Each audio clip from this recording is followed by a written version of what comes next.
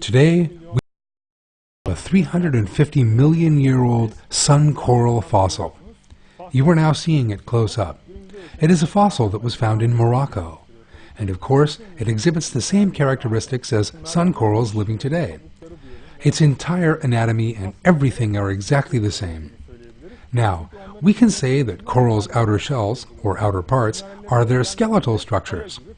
Their skeletons contain large quantities of minerals, and these minerals are what gives rise to structures like rocks and even the coral reefs of today. Each one is a separate organism. What you see in my hand is a fossilized sun coral. This is how they look in the oceans too, and they look exactly the same today. But these organisms come together and build colonies. The result of these colonies are coral reefs. They are part of the group of living things that exhibit radial symmetry. In other words, when we take a vertical section of their bodies, no matter where we do this from, the result is two equal parts.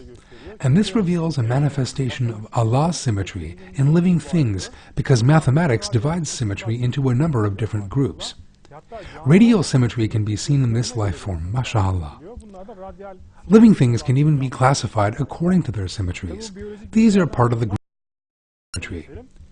After learning of the data, let us now move on to paleontology.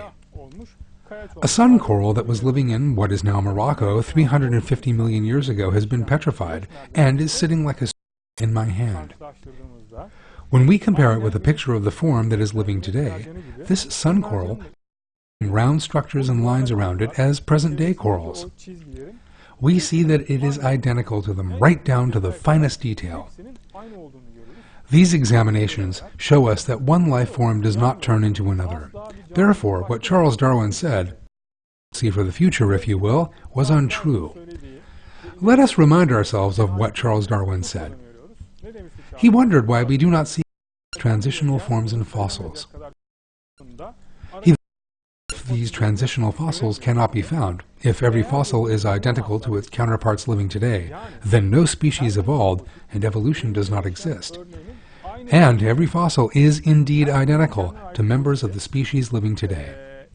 Or else, if the species has since become extinct, if the first known specimen is documented to be identical to how the specimens looked before becoming extinct, if something that Charles Darwin did not want to see is documented, then that will be the greatest possible objection to my theory, he says.